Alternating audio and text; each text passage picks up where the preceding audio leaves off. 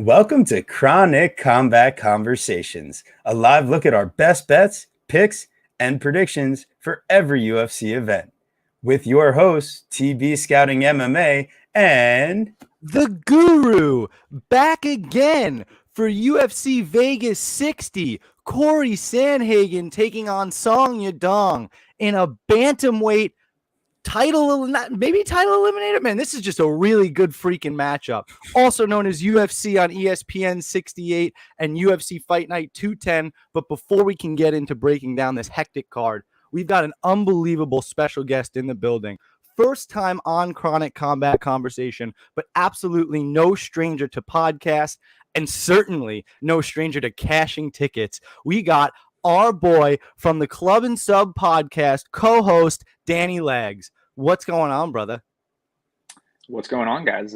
Thanks for having me. It's glad to first make my first debut, I guess, on the podcast. And yeah, I'm looking forward to chopping it up. It's a decent fight night card, headlined by what you said. Like, we got a banger of a main event, so looking forward to it.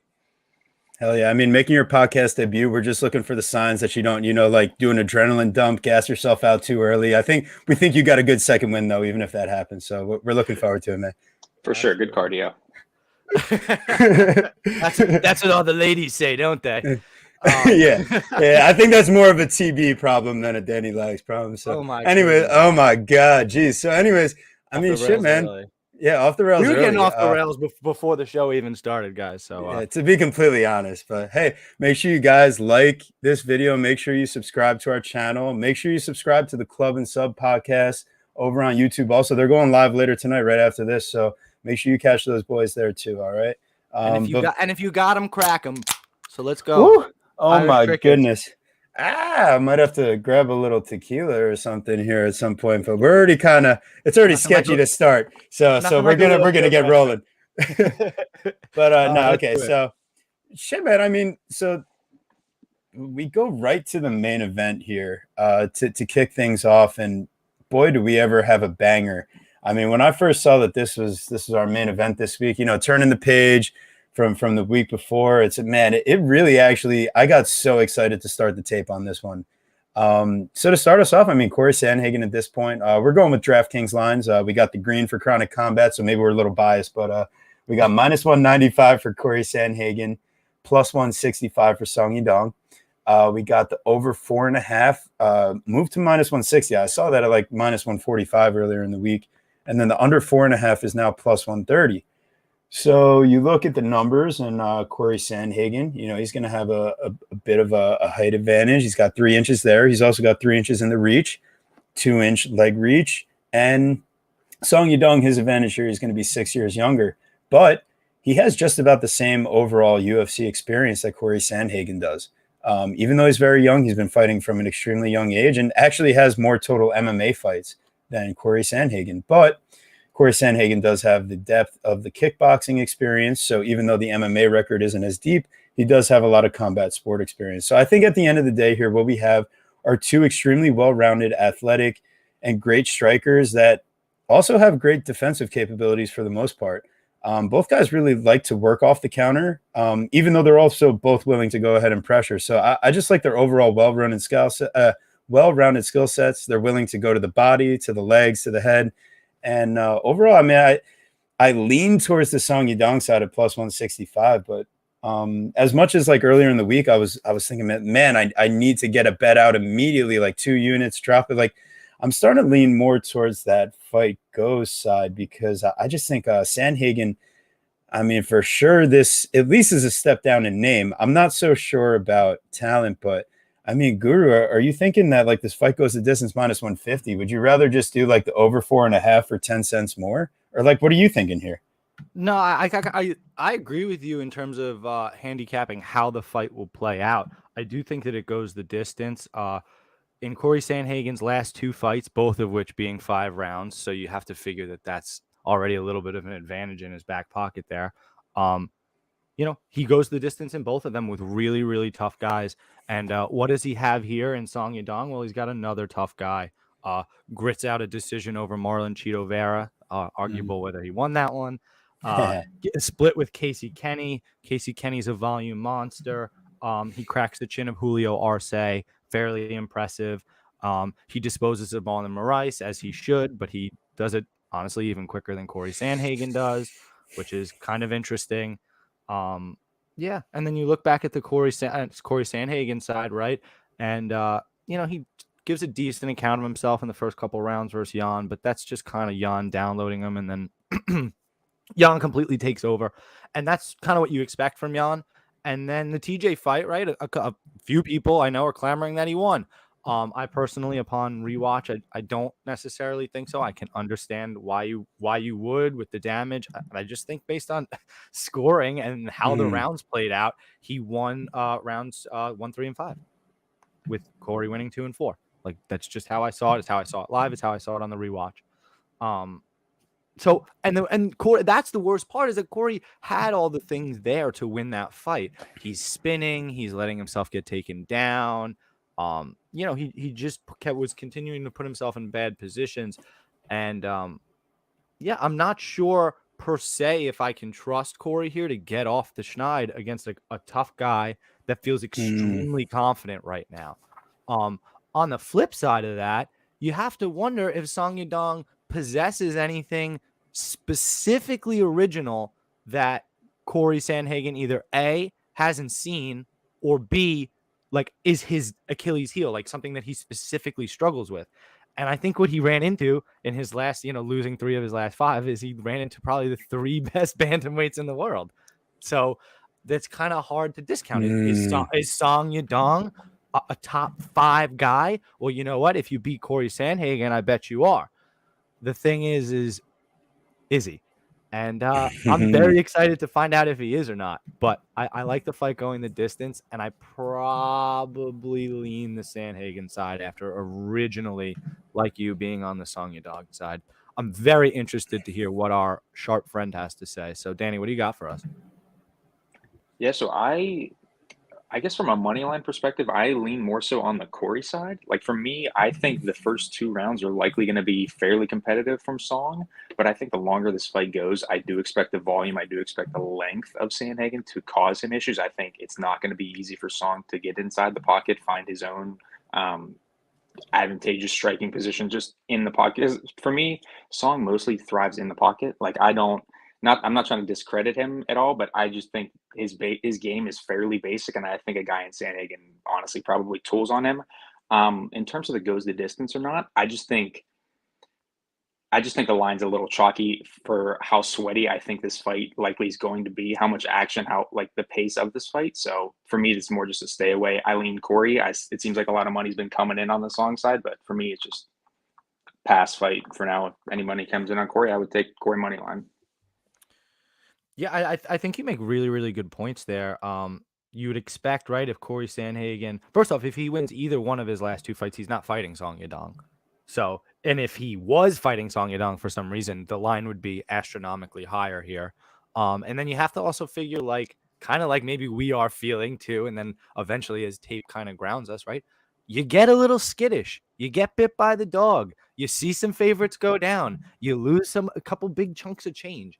You watch Gianni blow up last night. You know what I mean? You cash big on some dogs, Dana White Contender Series. All of a sudden, you just live at the dog pound, and that's not always where you want to be. Sure, you want to visit and you want to do your due diligences there, but you don't need to live there.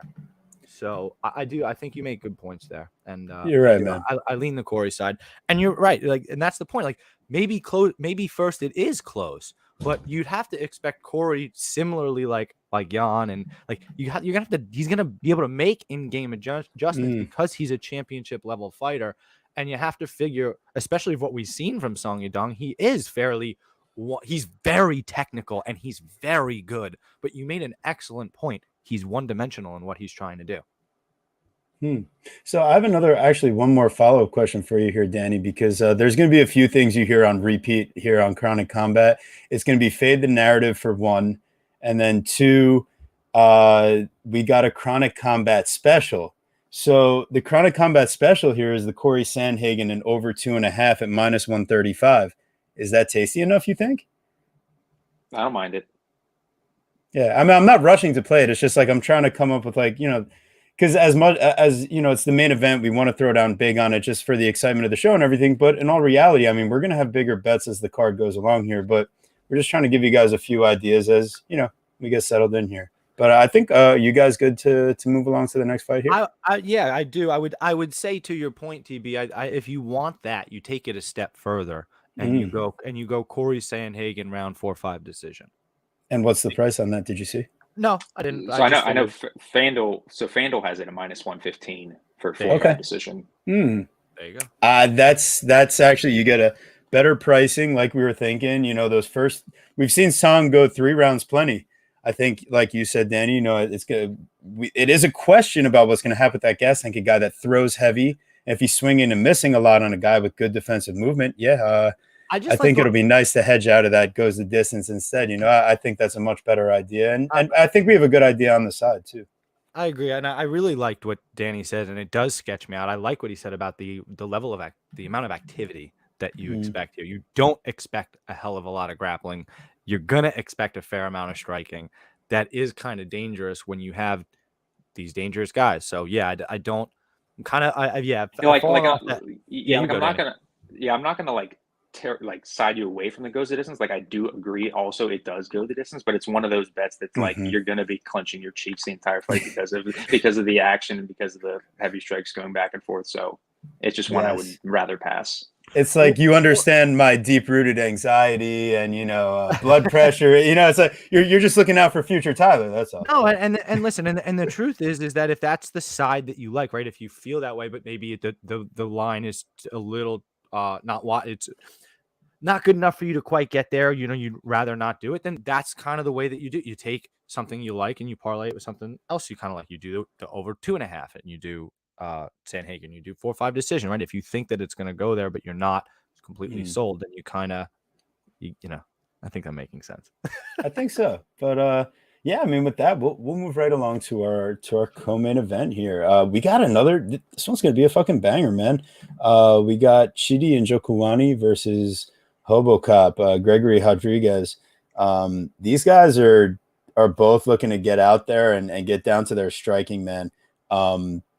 As much as we've told Gregory Rodriguez, you're going to have the advantage in the grappling, the wrestling.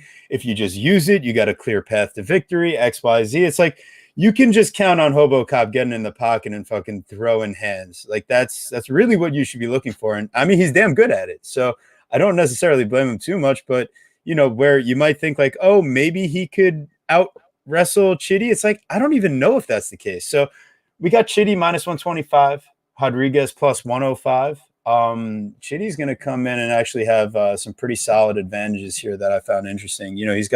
They're the same height, but Chidi with the 5-inch reach advantage, 2-inch leg reach.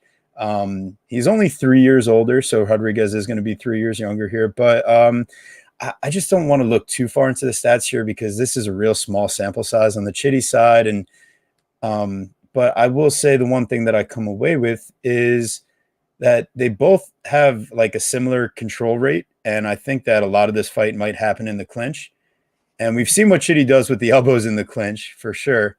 And Rodriguez has proven, at least from his stats, we have a bit of a deeper sample size with like 42 minutes.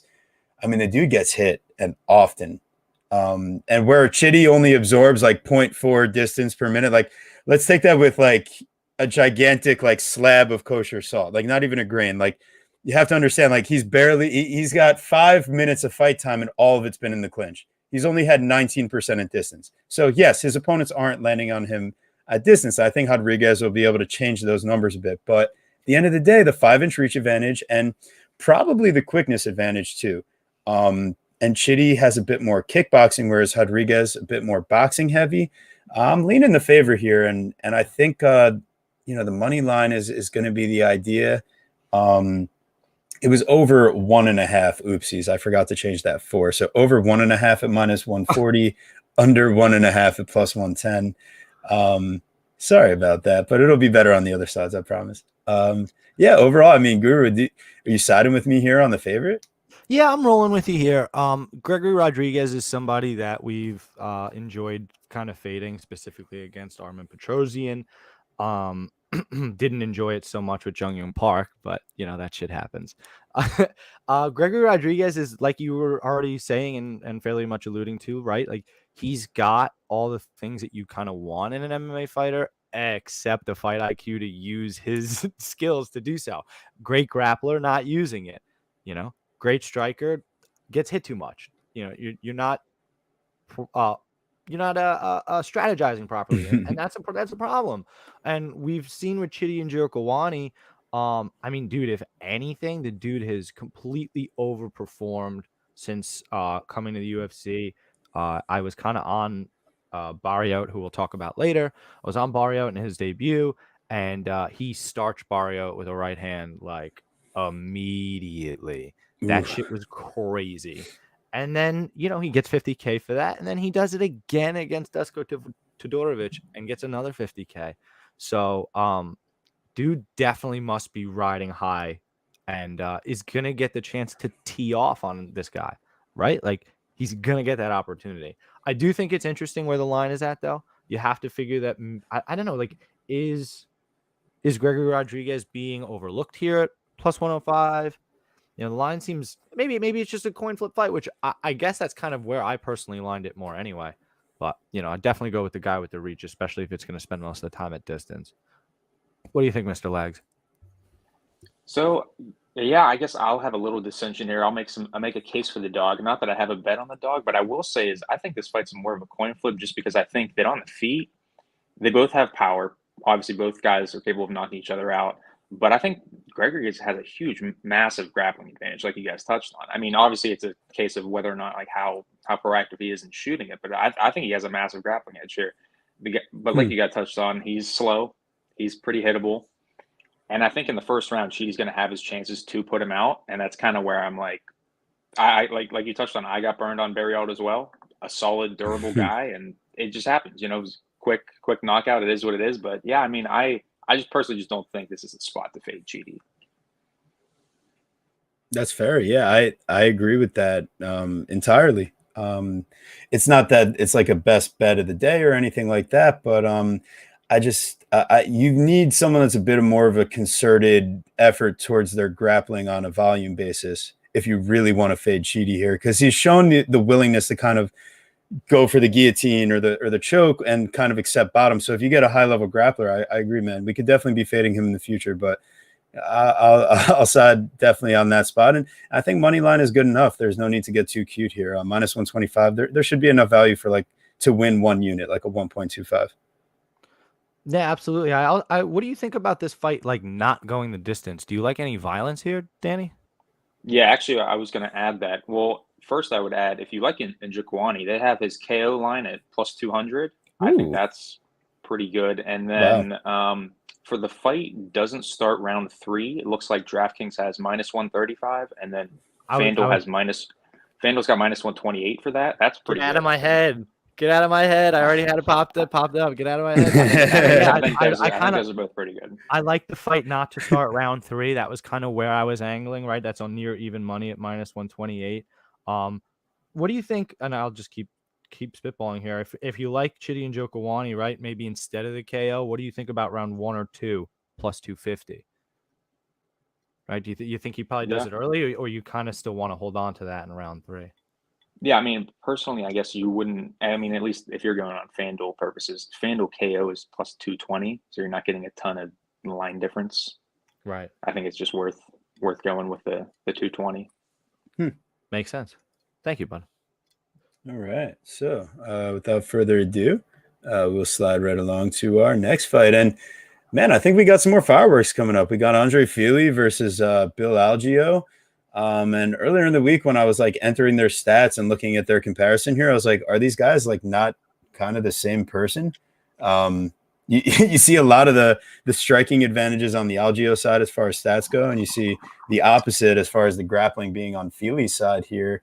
But all those numbers are extremely close. They're just about the same age, just about the same height and reach overall.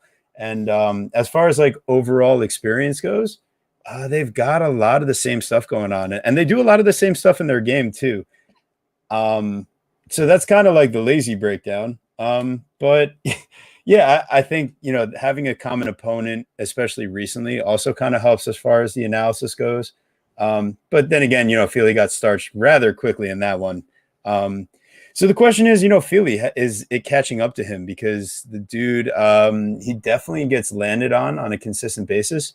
So is it, just kind of like catching up to him overall? Like, yeah, I mean, he absorbs a solid amount of strikes,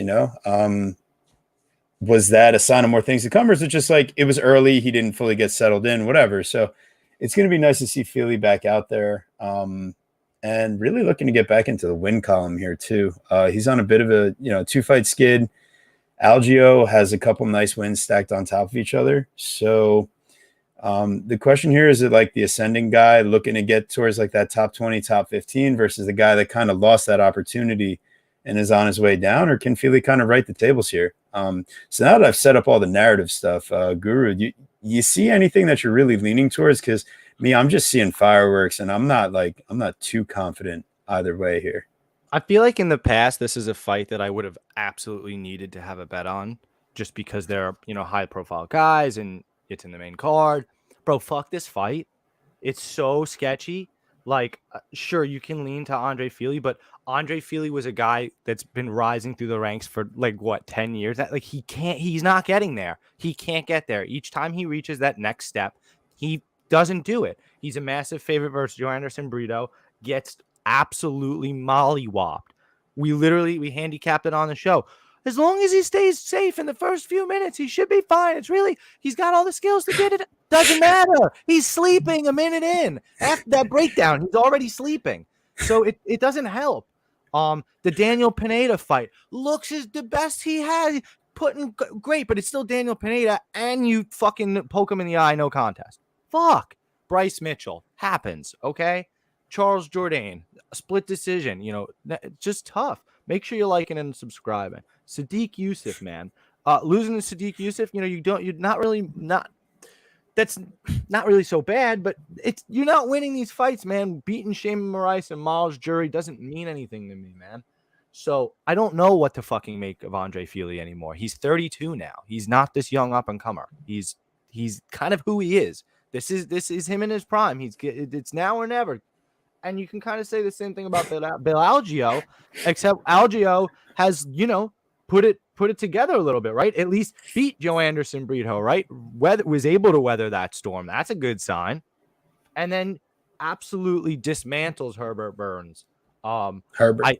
I needed a few more. I needed 40 more seconds out of Herbert Burns because I laid money on Algio and over 1.5 because Billy Algio doesn't finish anybody. Well, great. He fucking finished Herbert Burns. Like, God damn it. So I guess to that point, it's probably a good sign that Bill Algio doesn't finish anybody, because that would be Andre Feeley's biggest path to losing, right? Fucking getting finished again. So, yeah, I don't know. I lean Feeley with all that long-winded nonsense, but I'm not interested in laying money. I'm going to sit back and watch. What do you guys got? Maybe you can tantalize me. So yeah, I would definitely say this is your fight that, for sure, like you said, stay away from. And I think this is the fight that people are going to plant their flag and be like, oh, Brito is the side, Algio is the side, and then it's a big Twitter war. Personally, like the line indicates, at a pick'em, I kind of think that's more or less right. Like, I could see angles for both sides.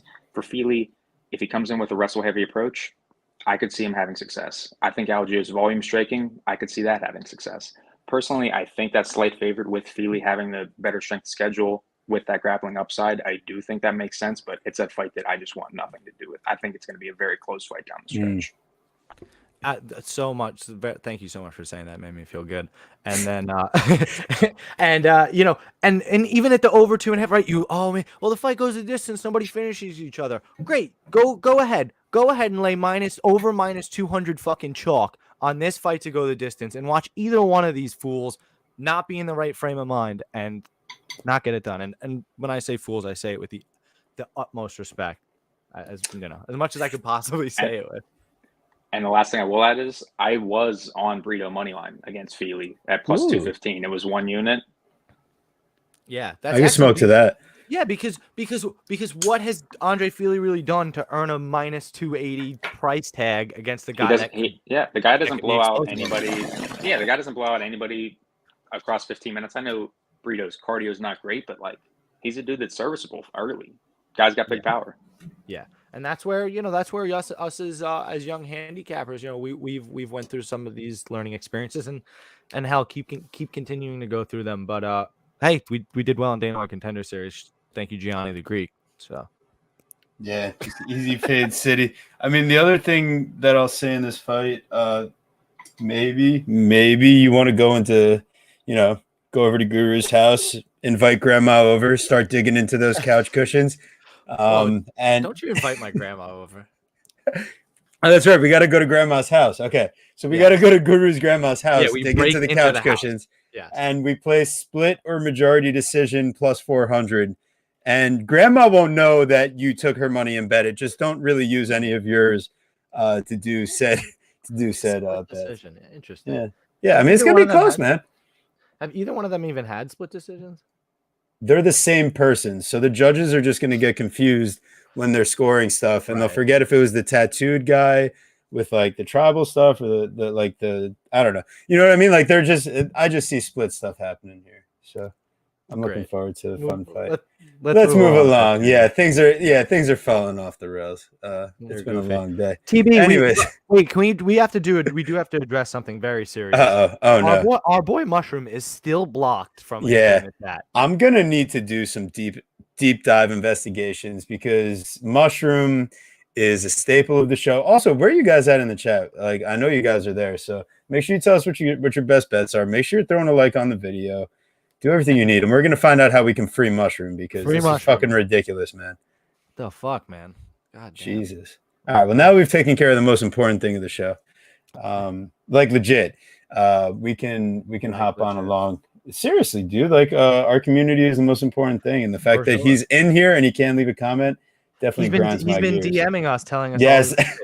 Oh yeah. So we'll have to let the people know what Mushroom's saying. Unless you guys can see it, let us know.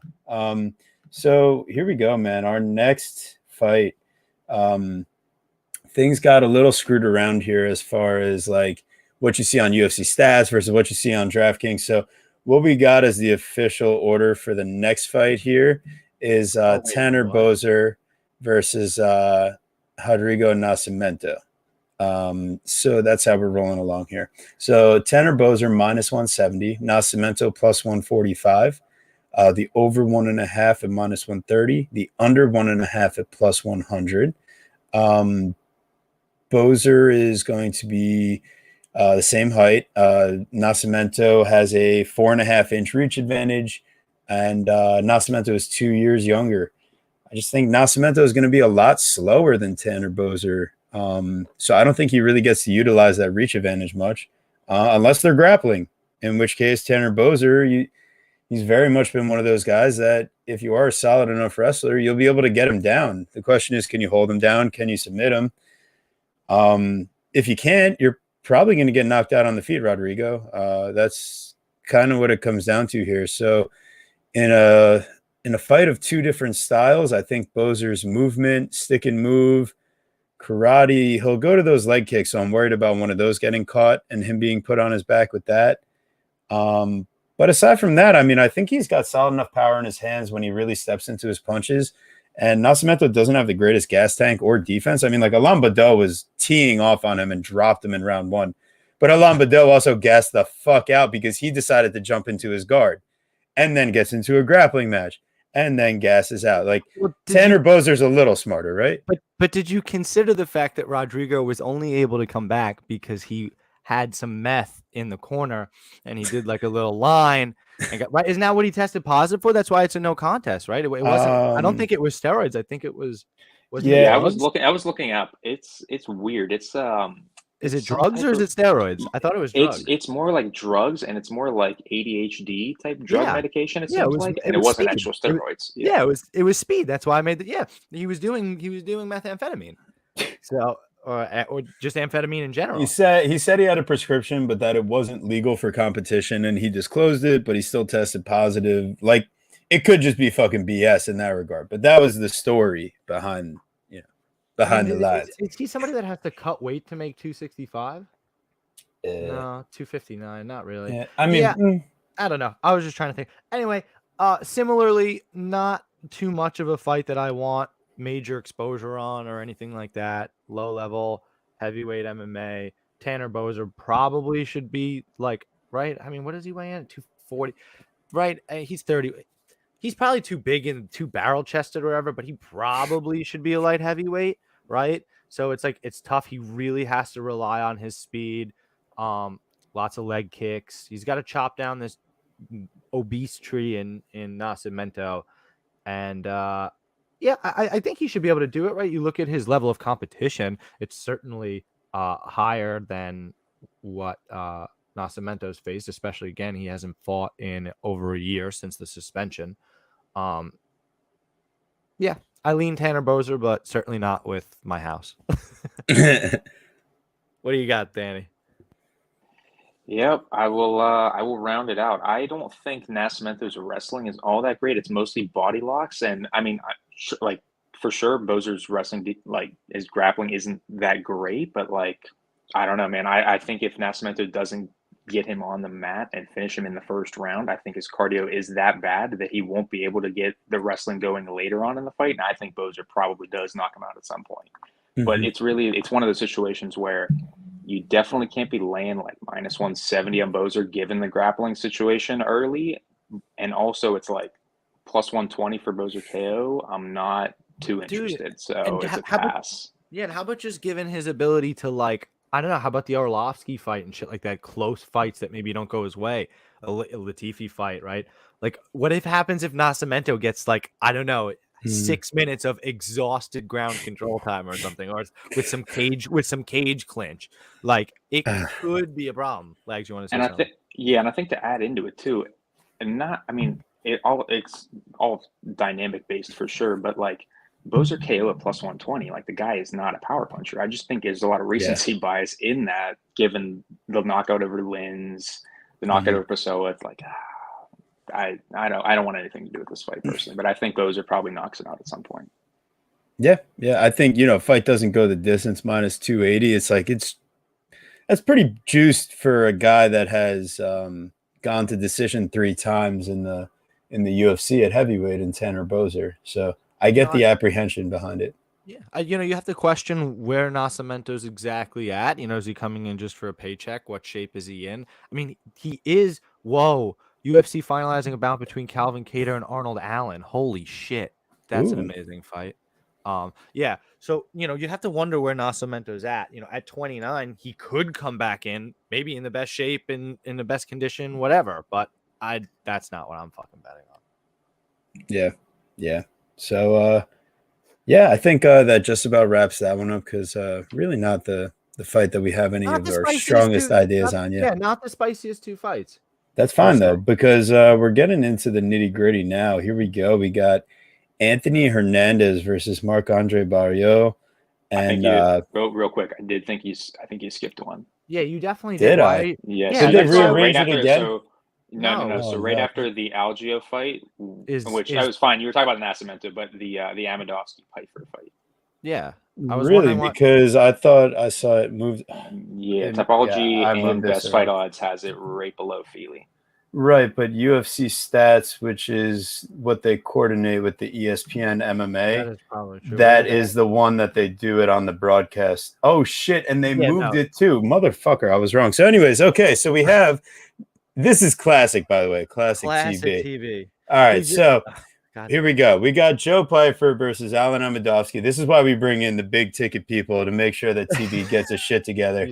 I let you do whatever you want. I'm like, okay, sure, whatever. Like, I legit rearranged the order like either this morning or late last night, and I was like, that had to be good because they already added 5 fights, right? Wrong. Yeah. Go fuck yourself, TB. Right. You're just fuck wrong. Hunter Campbell. Fuck Dana White. You haven't heard from TB. So that's right. This is what TB says is the fucking lineup. So you better get it right. So anyways, here we go. Thanks, Danny. Yeah.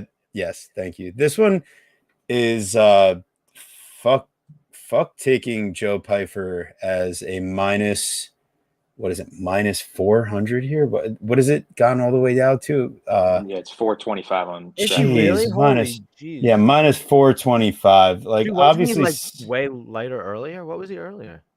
Yeah. Well, no, I mean, I think I just So it looks up. like he Fuck are opened these on Bet lines? Online. He opened on Bet Online at minus 300, and then so now he's up to 450 on Bet Online. Wow. Yeah.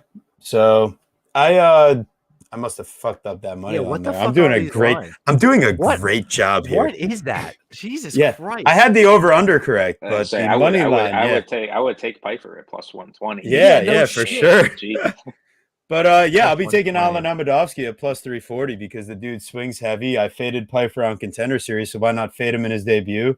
Plus 340. I mean, fuck it. You're having a guy that's fighting for his career, and Guru's going to tell me I'm a hater right now. Yeah, no. I told Guru to tell me when I'm being a hater. So right now, can you put up the banner of the hater alert, the hater alarm, or something? We need that. Right, I'll take care of that. Putting up the hater alarm. Yeah. So PB is just being a classic hater. He's a sourpuss. He went head to head against me on Dana White Contender Series and lost. It happens.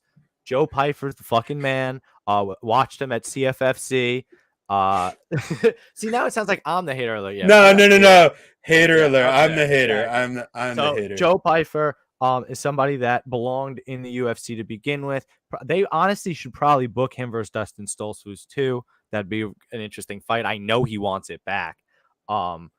He was winning the fight, gets wrestled and decides to post up, literally snaps his arm, loses the fight, loses the Dana White Contender Series shot, comes back, wins on CFFC. I was there. It was fucking awesome. Knocks the fool out. It's great. Then he comes back again on Dana White Contender Series just this year. And, similar story. Knocks the fool out. It was awesome. I know a lot of people I respect were all over, including my co-host, was all over Ozzy Diaz. And I was on Pifer, baby. And it paid off. So here they give him another. So that was like the most popular episode of Dana White Contender Series, I think, right? Was that week 1? No, week 2 was. But the point is that the show is gaining a lot of popularity. The dude went off that night. He was the main event. He smashed him. Dana went on that viral speech, be like Joe Pifer. They're giving Joe Pifer a fucking win here. He already belongs here.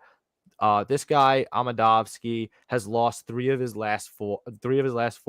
He's lost all of his last 3. He's lost his 3 in the UFC. This one rounds out his UFC contract. It's time to say goodbye to Amadovski in the UFC. You'll see him cut on Tuesday. Joe Pifer's winning this fight. There's no reason to pick Amadovski. I don't see a path for him. Yeah, personally, I do think this is a squash match. I do think this is a free win likely for Pifer. But what I will say is, first, I don't really like his defensive tendencies. The guy's a bit hittable. And in terms of the cardio, I mean, we really haven't seen him extended that much, to be honest with you. But not that I expect this fight to get extended, obviously. Honestly, this is the biggest bet I have on the card. I have 2 units on the under 1.5 at minus 160. Nice.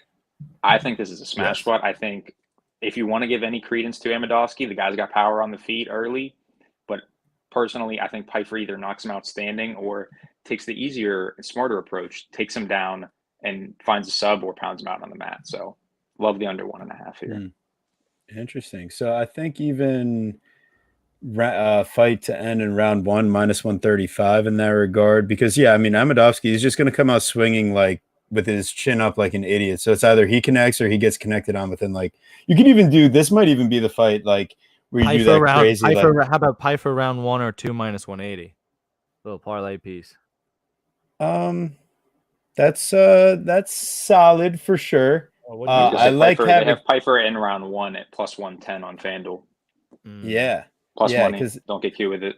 Yeah, that's what I was thinking. I mean, because if you do think it's going to be quick, you might as well just not even mess around. Like, you could even do like fight to end in 60 seconds. They have like that crazy parlay sometimes. Like, this might be one of those spots. But yeah, like you're right. I'm just being a hater. No, you're not. Finally, you're actually making sense. To your point, his fight in John Phillips did end in under 30 seconds. That was just 2 fights ago. And the one before with Joseph Holmes only missed by 4 seconds. Bro, so am I onto something?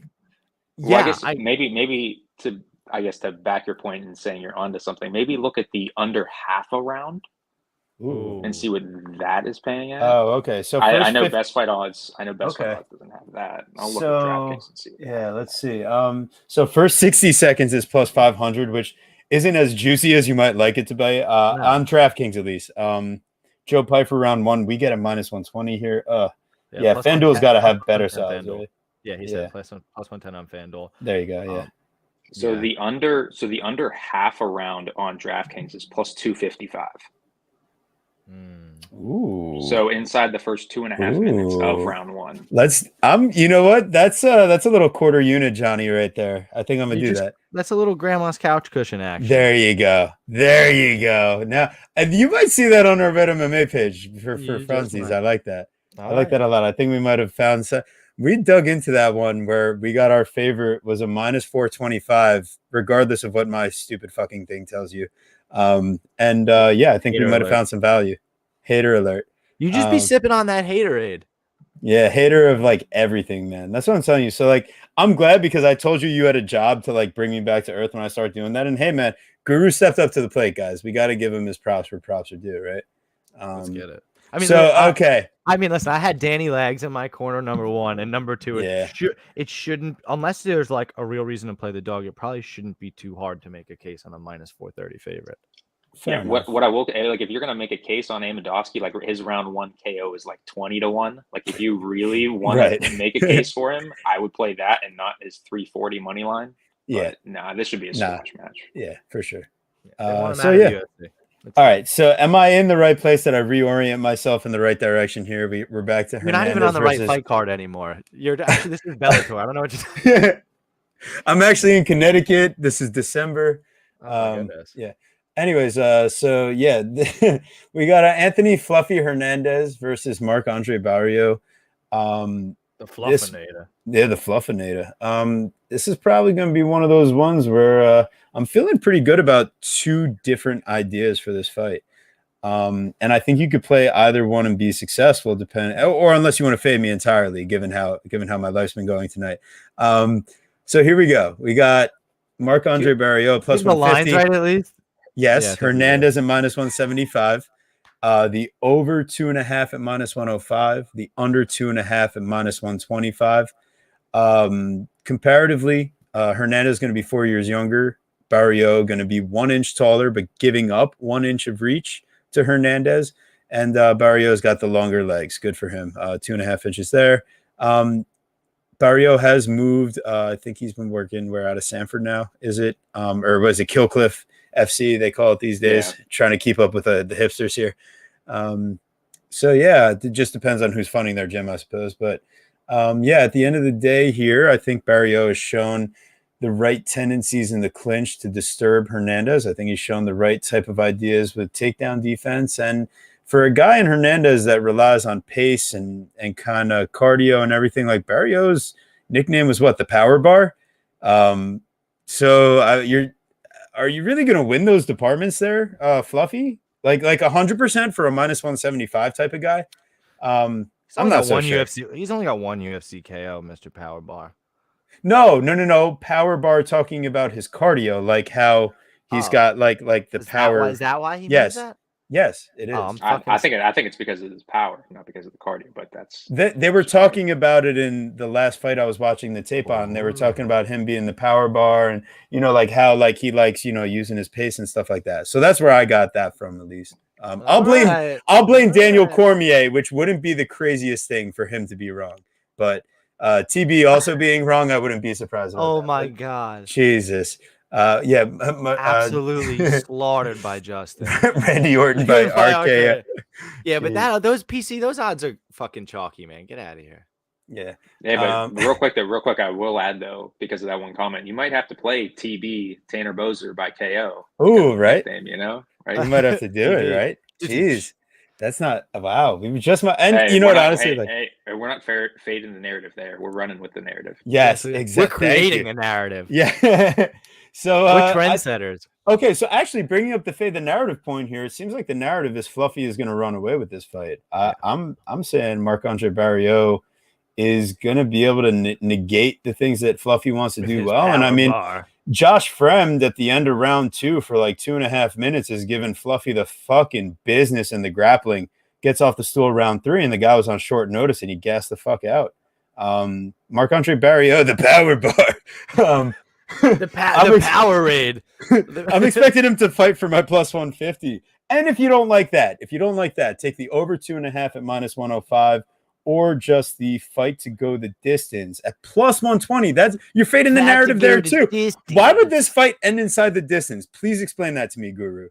Well, I think if you like Fluffy Hernandez, you like him by sub, right? Right? So Marky Mark's never been sub before, so that would be an interesting way, right? But I that's what I'm saying. Like, I don't know why you like Anthony Hernandez at minus 175, right? Are you kind of used to playing Fluffy at chalk now because you just played him at chalk at, he was only, that's what I was saying. I thought he was like minus 400 his last fight. He was only minus 200 versus Josh Fremd. Yeah. So if you're only minus 200 versus Josh Fremd, and Josh Fremd short notice, and now you're fighting Marc-Andre Barrio, who, maybe doesn't have like the best statistic takedown defense, but what I watch is a guy that knows what the fuck he's doing, right? He's got the hooks in, right?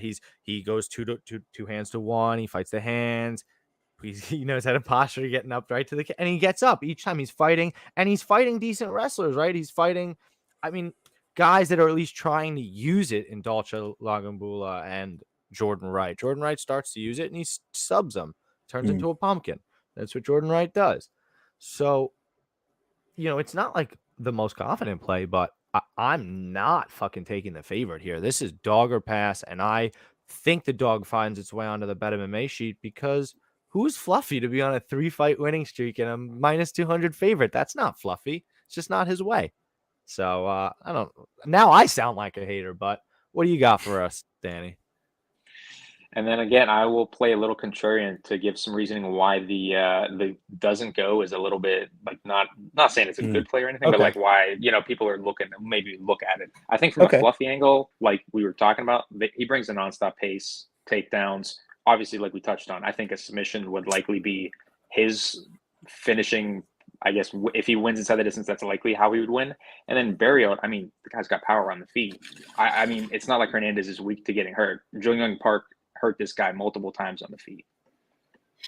So I think the violence definitely has a chance for sure. I don't know. I'm siding a little bit more with the favorite here. I think that his pace, more or less, with the takedowns, I think he can push it. I think he can end up just grinding Barrio. But I'm not, again, like you touched on, I'm not, Guru, like you touched on, I'm not super confident that like minus 175, like Hernandez is not that good. Yeah, but to your point, 45% of his fight time is spent in control position. And then the other crazy part of that, and what you mentioned, TB, is that the other 25% is an opponent control position. So that's like 70% of his fight, 70% of his fight spent just on the ground. Guru doing math. Oh, baby. Yeah, I can't do math at all. But what I will tell you is that if Marc-Andre Barrio can keep it up and push the pit, like, or just be there, I do wonder about Anthony Hernandez's pace. Like, if that cardio does stay, if he's not effective with the grappling, but you. Yeah, like, I'm not trying to be like that guy because I think it's trying to take away a lot from a fight that ended early. But the Hernandez Holland fight, Hernandez gets dropped by a body shot with Holland. If that fight gets extended, he probably can grapple Holland a little bit, mix in the wrestling. Like that fight probably plays out a lot different. Yeah, but yeah, I think he's fairly weak to the body in general. So Barrio's a guy who does have solid attritional work and solid power on the feet. I like that. So I think without further ado, we'll slide on along. As long as we got everything correct here. Now I'm nervous. So we got right. Yeah, we got Damon Jackson versus Pat Sabatini. This one we got Jackson coming in as the plus 160 favorite on the A side versus Pat Sabatini minus 190. Interestingly enough, this is going to be one of the most extreme versions of like a disadvantage Extreme.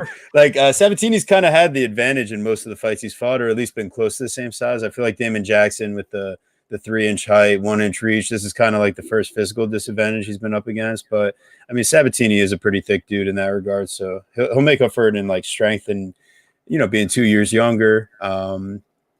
But yeah, I think Damon Jackson is one of those guys that he's another one that really knows how to work the pace game. He's kind of well-rounded all around. Like he's not necessarily flashy or super great in any one department, but yeah, he can like make it work wherever it goes. And most of his losses are coming against guys that are pretty damn good. Like that crazy knockout in PFL against Kabuliev or whatever. Like, yeah, I mean that guy's pretty fucking solid. And Topuria, yeah, I mean that's pretty understandable. Ask Jai Herbert also how those the body head combinations go when you're facing Topuria. But how about those losses to Kevin Aguilar and Yancy Medeiros? How do those? No, I mean not ideal, but that was what is he on his third run now in the UFC or second run? Second, I think. Second. Yeah, so Damon Jackson, I mean, I think he did retool a bit, and when he came back, I don't think we would see a similar loss like that on his record. But Pat Sabatini is, like the kids like to say, legit as fuck. The dude's got plenty of accolades as far as grappling. He was the CFFC champion, combat sambo, high school wrestling. So it's like Renzo Gracie Feeley.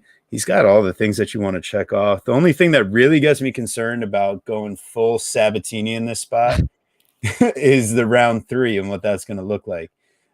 Damon Jackson, I mean, he could get sat on for 10 minutes, but those last 5, it's still going to be sketchy as hell because Sabatini, I've seen him, just like get a little bit tired here or there as he gets into round 3. So like against Tristan Connolly, it's a little bit understandable, making debut. You can get it, but even like a little against like Lutz and Laramie, it's like some of those guys you would like to see him almost working more for a finish, and it seemed like he was content to almost like ride out and end up with the decisions in those places. And I think he does hurt Laramie to the body in the stand-up, but I'm not necessarily too impressed with beating TJ Laramie like that. That's just not something that really stands out to me because I think Damon Jackson tests your stand-up a bit more than any of the guys that Sabatini's really faced. Because even a guy like Emmers that rocks him on the feet, he doesn't have the fight IQ to stay up with him and fight him there. He goes down and gets in a leg lock battle and fucking loses. I mean, no shit, man. Can you sound it? I think it's time for you to sound it again. I need the hater alert. Dude, fade Renzo Gracie Feeley at your own. No, I just said the only way that I could see it is around 3. I was qualifying, but it's like minus 190 should be solid as hell, right? But is he going to finish him? Is he going to finish him? He really might. You really think so? I think it goes over 1.5. Well, that's why I want to do the special, bro. That I was just getting to it. Well, relax on your special. My Sabatini special. No. So weird. Listen, Pat Sabatini is somebody that's shown at this stage, fairly elite level grappling, right? And you look at Damon Jackson, and he's got a 40% takedown defense, and he's very content to go to the ground because he likes to be there, and his own opponent control percentage is at 20%. So this is a very, very grapple heavy fight. It could be very interesting, right? If you said the grappling negates and it's just a striking battle, I think that's very interesting. I think that'd probably favor Damon a little bit, but I don't think it does. I think eventually Pat is just gonna put him in the cage. You got to shorten up that distance, and you're gonna put him down. And I'm not. When you say you're not super impressed with what Pat Sabatini does with TJ Laramie, I'm not super impressed with what Damon Jackson does with Daniel Argueta. Oh, not at all. Minus 600 favorite on short notice. Doesn't for sure. What was more impressive, I guess, is the Kamala Kirk win. But is it Kamala? You're Kirk? still salty about that one. That's exactly. Where you're the hater on Damon Jackson. To be honest with you, Danny Jackson there. Yeah, there you go. So, Danny, where are you at on this, man? So, listen, Damon Jackson's cashed for me in the past, like I said, in the Kirk fight and against Charles Rosa as a pretty sizable favorite. But in both of those matchups, he has sizable grappling advantages. In this fight, he does not. And I think we're kind of the big fight. I mean, the only fight I would say that's relative to this matchup, I would say, would be the Jackson-Bektik fight, where Bektik was able to control him for large majorities of the fight. And then obviously we know Bektik's cardio is not that great. He stumbles, and then Jackson subs him in round 3. But man, you're nicer I don't than think me. so. Yes, I don't think so. Not that great describing No, Bektik's cardio. You're very nice. Yes. But Sabatini, I mean, I respect his pace. The dude's got solid pace, and dude's got solid positional grappling.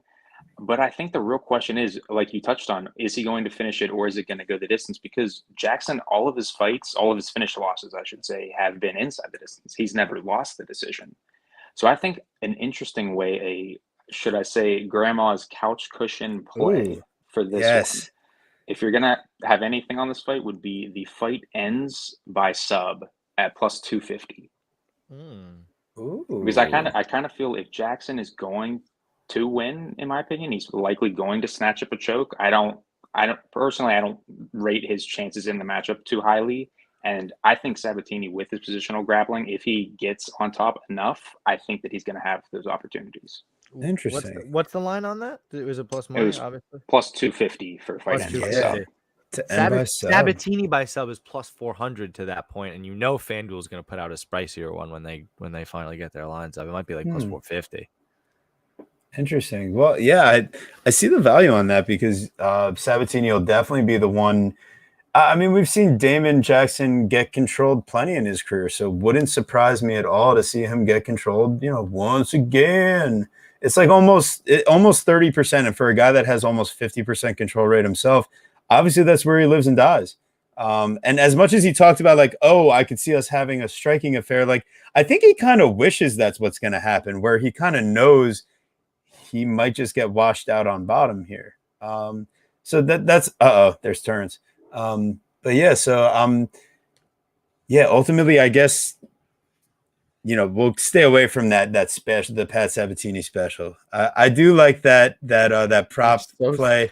The Pat Sabatini special was literally not even plus money. You're a goofball. You're right. That's why we have to say. Are you looking at the? Because I'm looking at the props. I figured you were doing something like the what is it? The Sabatini and the over 1.5 is minus 135. Yeah, just not good enough. Not good enough. We'd like to at least get plus money on that one. So we're still searching for like the right one. Terrence agrees. Terrence says he needs plus money. Terrence the cat. My dog Bogey, he can't really. He's not as much of a streamer, but Guru's cats are always hopping in. So yeah, here we go. I think we did a solid job on that one. And little fluffy win for all those Tuesday Rock Band bar drinkers, a giant earlobe. Do it for them, Fluffy. Yes. So good. So here we go. We got our next fight. We got Trevin Giles and Luis, my brother is Orion Kosi. That's not his nickname. It really should be.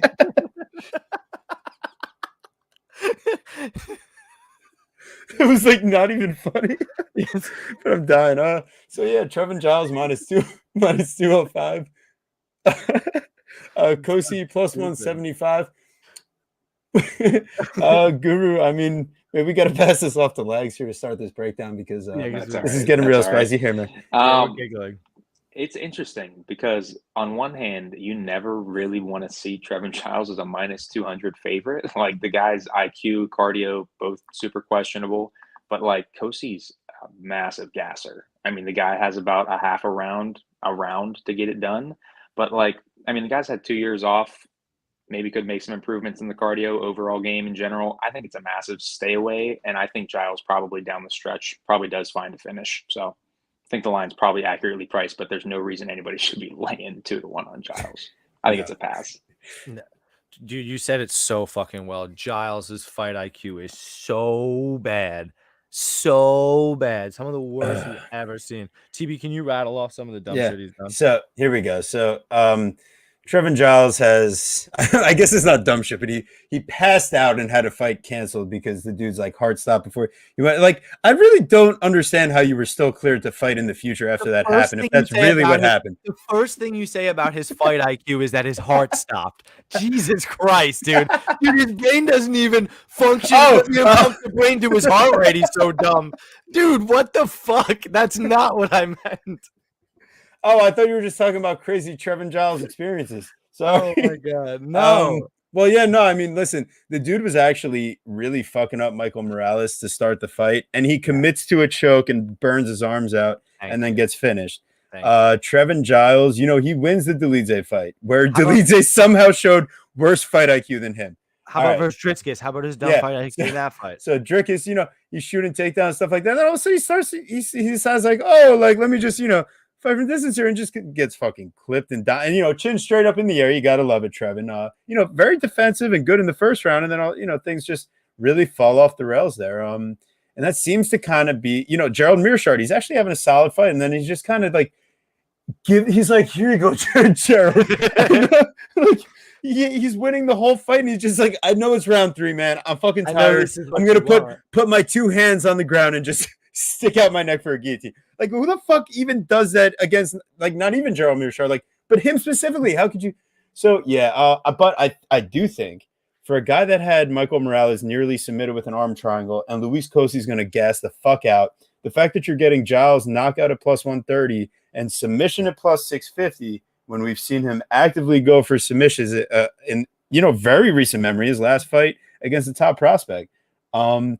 This is a greasy play, so don't go too crazy. But, you know, if you're saying the Trevin Giles inside the distance is plus 110 and his knockouts plus 130, there's some kind of value on the submission at plus 650 there. He's got 5 submission wins and 6 knockouts. There's some value there. No, there isn't. Yes, there is. No, do you know who his most recent sub win is over? You're going to love it. He has Michael Morales locked up in an arm triangle, squeezing. Submission attempts are just as good as submission wins for me. He's got 3 submission attempts in the UFC. Over 9 UFC fights, and his most recent sub win, for the 8th time, his most recent sub win is over fucking Ike Villanueva. Okay, my boy Ike the Spike. So, you're telling me that Luis Cosce couldn't be just as bad as Ike, your boy Ike Villanueva. You're telling me he couldn't be just as bad when he gasses out after 6 minutes? Really? For plus 650 for like 0.1 units. I'm not. I'm telling you, don't go crazy. What's Giles? No, what's Giles by finish? I said plus 110 and the knockouts plus 130. There you go. Why would you do that? Why would you do that? You just take the finish by plus money, and at least you get the plus money. You're right. You know what? You're right. You're right. But of course I'm right. That's my whole point. You're like going crazy. I'm trying to bring you back down to earth. Sure, if you want to dumpster dive for a sub prop, go right ahead, you little fucking greaseball. But otherwise, we take Giles by finish at a juicy plus money for no reason. Hater alert. Hater alert. Thank you, Justin. Well, this one wasn't so bad at least. This one wasn't so bad at least. But I appreciate you guys. You guys got to let me know too. We're a community out here. So if you guys can't let me know that I'm being a hater, we're going to block you from the chat just like we did Mushroom. God, now you're roasting Mushroom. God, no, but like it was an accident. So like fucking Andrew Tate motherfuckers came in the chat leaving comments, and I went to go block them, but someone else left a comment as I was hitting it, and it ended up blocking Mushroom by accident. So it ended up blocking Mushroom. Still not taking his I ended up blocking Mushroom. I broke the dam. Okay? I broke the dam. I was just about to say that. Old so South Park. No, really. I broke the dam. I broke the Sarah McMahon. Oh my God. Aspen Ladd minus 140. Sarah McMahon plus 110. This has been a complete flippage of the line here, no? Flippage. And the line is still moving. It actually looks like it. Yeah, it looks there like it is. Yeah, I mean, it looks like my goodness, 145, minus 150s out there. Yeah, ever since I posted this 2 hours ago, McMahon on DraftKings went from plus 110 to plus 120. Yeah, that tells me Vegas probably knows or saw something. There's something weird going on. Yeah, I mean, for sure. Listen, I think Sarah McMahon wins at least 1 round of grappling here. The question is what happens thereafter. And, you know, I think I'm willing to fade Aspen Ladd with a plus money fighter that's willing to be aggressive with their wrestling. But at the same time, round 3, if you're going to have a bet on Sarah McMahon, you better have a hedge for 0.1 units on Aspen Ladd in round 3. Those are the rules. So, ultimately, I just think Aspen Ladd, they're just about the same everywhere, except Aspen Ladd is 14 years younger. So, maybe the minus 130 is a solid enough spot there. But the fact that she opened plus money now and you're chasing all this line movement, do we need to sound the hater alert? Like, Guru, what am I doing here, man? Listen, what I want is odds on this fight to like not even happen or Aspen Ladd to miss weight. Yes. That's what I want fucking odds on. This fight is not currently at 145, right? This fight is currently booked for 135. So I have no idea, per se, if she's going to make weight well, right? I want to see how she looks. She looked decent enough against Raquel Pennington when she made weight, except she looked terrible in the fight. She's not striking. She's not throwing. The loss versus Norma Dumont is not, even still bad, right? These are not good sitting wins. And good sitting wins, good sitting fights, good sitting losses. So Sarah McMahon is, long in the tooth, to say the least, at 41 years old. But she just grinded out Carol Hosa, right? What'd she win those first 2 rounds there? Is that how that fight went? I believe that was how that went. She went all 3. All 3. There you go. No. Well, I guess I should say third round was more. It was closer. Half. It was 50. Yeah, it was 50-50. Rosa won round 3. Thank you. She That's won kind of round. how I remember it. I appreciate that. I didn't, and I'll be honest, I didn't, and that's what I'm saying. Like, I'll be honest, I did not watch tape for this week. Like, I didn't do. Like, I kind of felt like I had a decent enough idea, and that I don't fucking want a piece of this fight. I don't need a piece of this fight. Whatever, fight to go the distance. Again, that's the only way you play it. And why would you? It's chalky as hell. Aspen Ladd should get it done here. Sarah McMahon, because again, like what you're banking on from somebody like Sarah McMahon, not only the dog price, whatever, you need her to like continue to stay where she was, because there's no shot at her getting better. You have to understand that. She does not get better. It's matchup dependent, and Aspen Ladd is, fairly legit. Sarah McMahon can only be as good as she's been. She's 41 years old. Her potential is gone. So Aspen Ladd, with her potential, should be able to get it done, but she has to strike. Look at her head coach. I'm sorry. I just don't trust it. You think she's making progressions in that camp right now? No. Or is she just being berated? And that's weird. And it's 62% takedown defense. I don't know that she's going to be able to keep it on the feet where she needs it. It's the whole fucking fight is so sketchy. We've been rambling too long. Danny, what do you got? All right. Well, what I will say is, even though you should be thinking like Ladd should be making improvements, this and that, like she has the potential, I don't think Ladd's that good. I straight up just do not think Ladd's that good. I think her greatest skill set is probably her strength, her physicality. Like her striking, not that good. She's fairly hittable. Her grappling, not that great. Like, I think she's good in top position, but getting the fight to that ground is the big. I mean, like, I bet her, and not to sound like, hate, like, betters are more, like, salty because I bet her, but, like, I bet her in a 5-round fight against Norma Dumont, and she lands 33 strikes. She doesn't fight. No, I mean, I think if she had employed any type of grappling, we would have seen a much closer fight. Obviously, like, to me, I think Sarah McMahon's clearly the better wrestler here. On the feet, I think it's fairly close. I think they're both fairly low volume. I think kind of have to favor the power of Sarah, but I think it's fairly close at the end of the day. But I think where the bread gets buttered here is the grappling. So I like Sarah McMahon, and I think the smart way to play her is decision only, which is still minus 135, and I think that's a good line. All right. Because I think you're taking a lot of the volatility and just the variance out of it, because if she is going to lose, she's likely going to slow down potentially maybe as the fight goes, and Ladd maybe gets a finish. But I think McMahon decision for sure. That's really interesting. I think if you see Sarah McMahon grind out Aspen Ladd to a decision, you have to see Aspen Ladd cut on Tuesday. I wouldn't be surprised by any of that. And I think Jim West or whatever his name is just going to be in the corner, just screaming how she needs to be aggressive and get up. And then round 3, Aspen's gonna like have like a 2-minute sequence where you're like, oh my god, where against Raquel Pennington, she actually like finally fucking shot for a takedown in round 3, and you're like, oh my god, this is what we want to see all fight. Can she get a finish now? You know, it's not going to happen though. Yeah, she's 41 years old, bro. And she's gonna be 42. Yeah, 24th, I think, of this yeah, month. like right away. But I don't know. Like people were saying the same thing with Carol Rosa against her. They were saying, oh, like maybe Carol, maybe she'll get taken down the first round, but second and third round she's going to put it on her feet. I mean, I played Carol Rosa round 2, round 3 KO, kind of along the same line of thinking, but McMahon's grappling was too much, and I think it's going to be too much this weekend.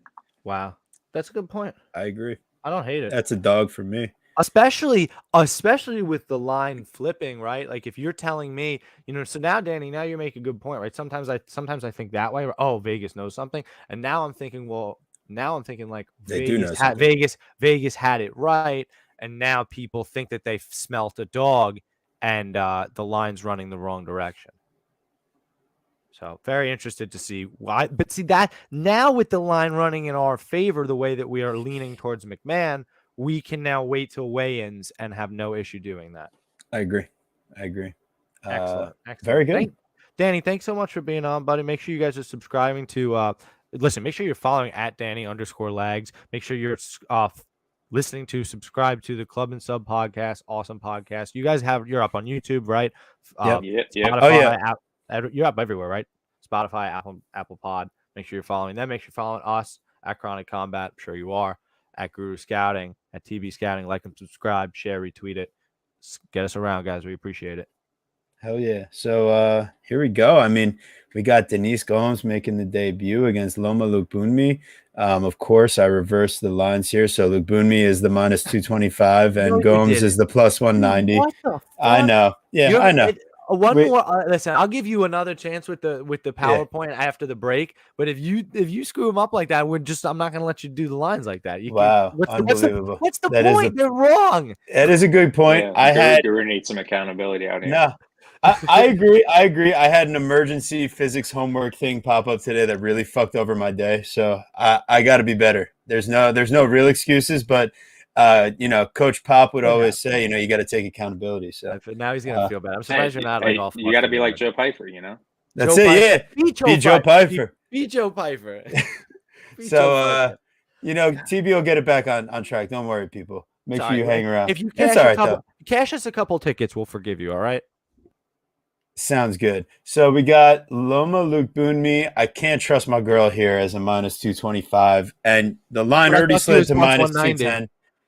And the line already slid to a -210. So the people are kind of feeling the same thing I'm feeling. Loma's just straight up undersized for this division. So anyone she fights immediately has like the height advantage.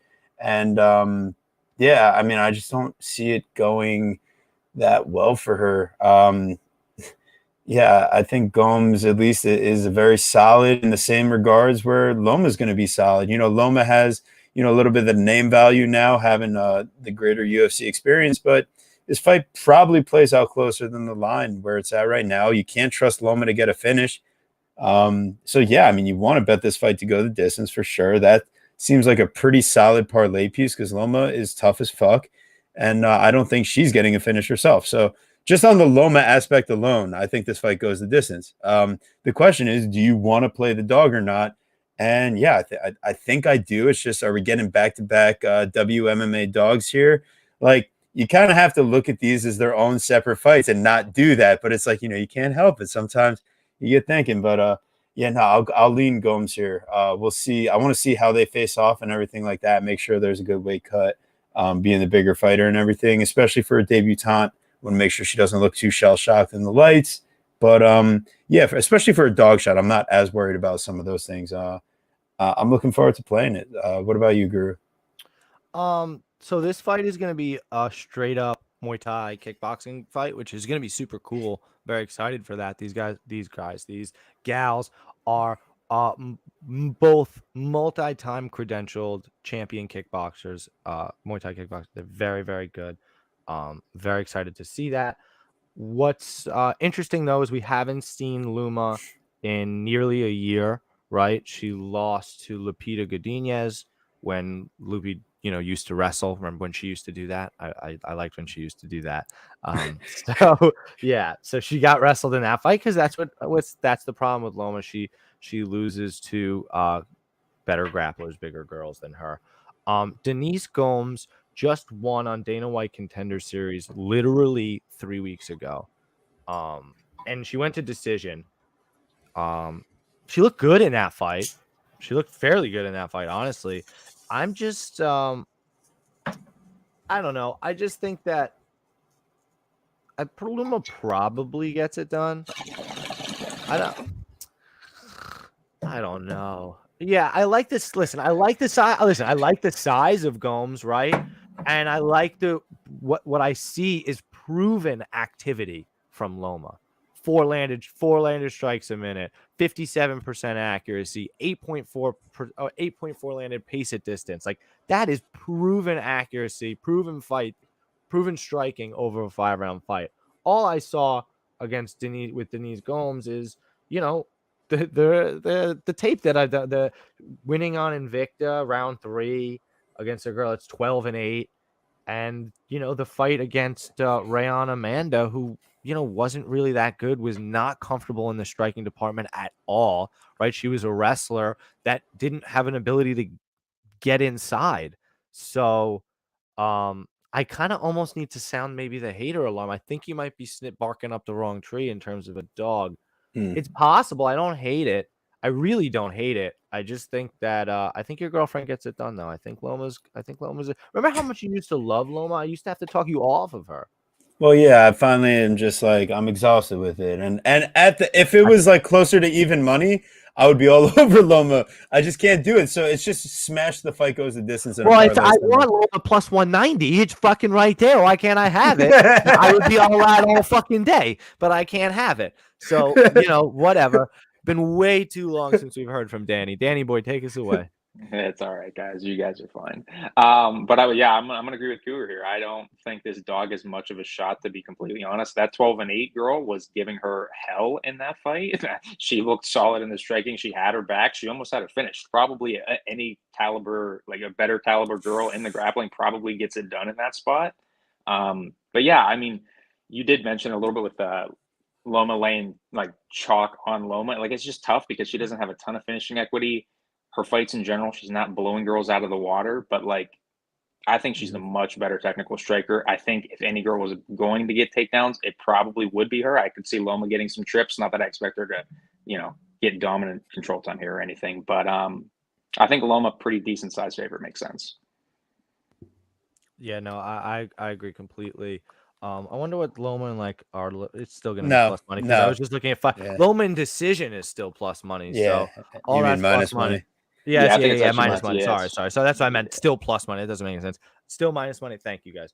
It's still minus money. Not really worth playing.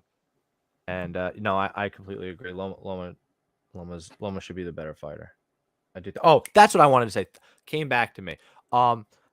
Denise Gomes gets a decent chance here as the girlfriend partner of Carol Hosa. So they train together, work together. Like got a little bump on the Contender Series, I think, because of it. Gotcha. Interesting. All right. Well, we're moving along. We got a few more fights to go here. We got Trey Ogden versus Daniel Zellhuber. Look at me getting the lines correct. I was gonna say real quick because we were talking about You were talking about 2 dogs in a row, and this was actually going to be 3 women's fights in a row. I think it's supposed to be Jillian and Agapova. But yeah, you're definitely missing Jillian and Agapova. Well, but it's fine because I had it as the next one. Yeah, it's after this one. It's fine. You're fine. No, it is after this one.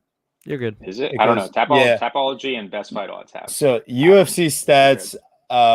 They did have the Joe Pifer thing that I fucked up. They had that 4th up top on the main card, but I will take the W for once tonight, where Trey Ogden is listed as the fight before Agapova and Robertson. So TB gets 1 W today, just 1.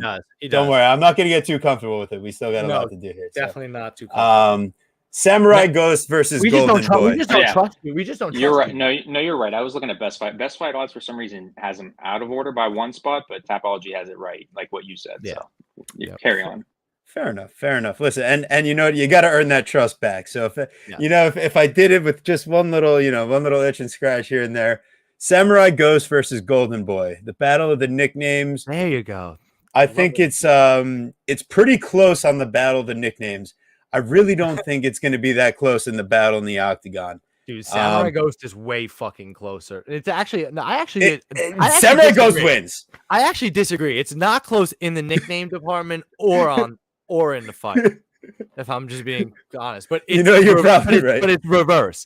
The nickname guy, I don't think is going to win the fight. So Samurai Ghost wins the nickname fight, but I don't think he's winning this fist fight. So do you think Trey Ogden's a Ghost of Tsushima fan? I don't know. He might be. Samurai Ghost. I mean, if that's why he picked it, isn't that kind of lame though? It would be. I mean, I'm just curious where this even came from. Yeah, but like, dude. Anyways, Glory MMA, Trey Ogden comes out and decides, hey, I'm gonna get outstruck by Jordan Levitt on the feet. And when I go to wrestle him, I'm gonna get reversed. So why would I think against Daniel Zellhuber, a guy that's just such a better striker than any of the guys that Trey Ogden's faced, is going to face any sort of problems against Trey Ogden here? I think Zellhuber should just run away with things. He's much bigger. And if Ogden goes for the takedown game, he's going to be facing a guy that's way bigger than him and has the arms to break the body lock, to put in a guillotine when, he's going for the single leg because he couldn't get the double leg secure. Zellhuber should have this thing covered. Golden Boy for the dub. Whether it's a knockout submission, I'm not sure, but this is part of the new wave here for Chronic Combat. We saw the minus 260 earlier in the week. We said let's throw a little 5.2 to win 2. Let's not get too cute. If one of our parlay legs, goes down, instead let's lay them straight up. And if one guy wins, you can mitigate some of that damage instead of losing everything. So we're going to have an official play here on Zellhuber and Guru. I mean, what do you have to add to that? Really just I was somebody that really liked Trey Ogden. I'm not sure what it is. Maybe I just kind of like, I don't know. He just kind of stuck with me. I'm like, I think I like this guy. I don't know. I thought he put on a decent performance against Jordan Levitt. That was obviously, again, before I wasn't exactly sure what Jordan Levitt's stock was. He got dismantled by Paddy Pimblett, so now his stock's fairly lower. I just think it's, especially when you rewatch the fight, right? His Trey Ogden's striking is fairly fundamental. Like it's limited. And he has his own gym, right? And he's cornering guys. And listen, the dude's in incredible shape. Don't get me wrong. I just think that like he's got a lot going on. He might be a little distracted. I don't know how invested fully he is in his own professional fight career at 32. He's a solid vet. Nothing wrong with him. I think that this is a really tough fight against a guy, and you know how I love this, younger, bigger, and more reach, right? You're already blindly winning 60% of the time, and then Tate matches up with the blind. I'm on him heavy, and that's why we felt comfortable laying it. And I felt like at already minus 260, I felt that people were going to blow up the line, and that's kind of what you've seen. So that's why we had to lay that early, and maybe to dig out of a little bit of a hole last week. We don't really want to talk about that too much, though. What do you got, Patty? All good. And it looks like you're actually getting a little bit of CLV. It looks like on FanDuel now, it looks like it's 340, and on DraftKings 305. It looks like it's slowly getting up to 300, pretty much market wide. But yeah, not too much to add. I think you would have to project, if you were going to project Ogden to win, you would have to project him to have a lot of success in the grappling realm. In the striking, I don't think this is all that close. And even in the grappling, Ogden's not a good wrestler. So I really think this is Zellhuber any way he wants, and pretty much it just depends on whether or not you think he gets a finish or not. I do think he ends up getting a finish, but the KO prop isn't that juicy personally. So pass for me. Yeah. Sounds good to me. Is there any way that you do see Zellhuber like in danger though? We've seen so many of these chalky favorites just go down in flames. Like to add a little bit more, I know his striking defense isn't great either. Not that I think Ogden's a great striker. I think that I think if you were going to have Ogden winning, I think you just have to have success taking him down and getting top control. Smashing him, yeah. Yeah. Thank you for that. Yeah, that's awesome. Yep.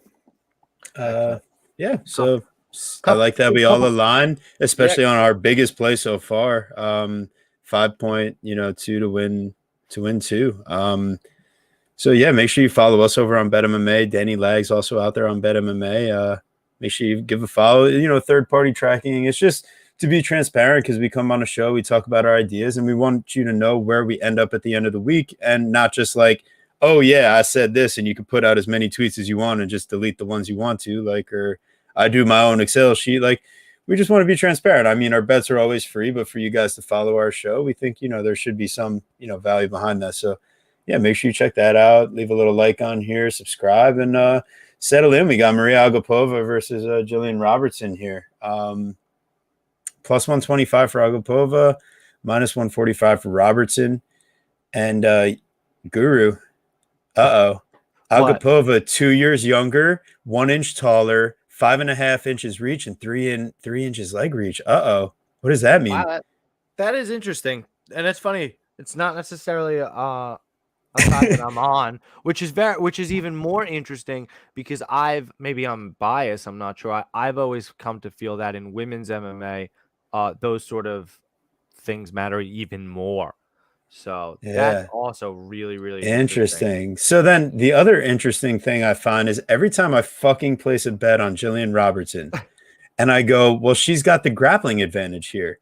Well, she never has the wrestling advantage, to be quite honest with you. No, she can't wrestle. And she never really has the size advantage anymore either.